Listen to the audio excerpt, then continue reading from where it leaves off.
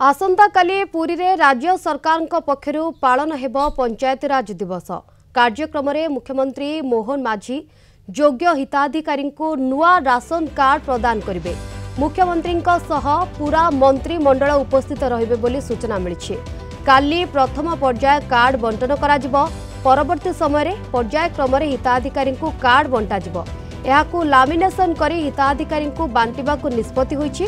कार्यक्रम पाई पूरी तालबणिया ठारे प्रस्तुति शेष पर्याय पहुंचीथिबा सूचना मिली। मुख्यमंत्री और मंत्री मानक लागि स्वतंत्र स्टेज होइतबा बेले हिताधिकारी लागि करा जायछि व्यवस्था। पूरी जिला प्रशासन पक्षरु समस्त प्रस्तुति करा जायछि। 24 तारीख रे जातीय पंचायत राज दिवस राज्य स्तरीय जो समारोह आमर पुरी ठारे आसंता काली करा जिवो, जो कि माननीय मुख्यमंत्री उपस्थित रहिबे।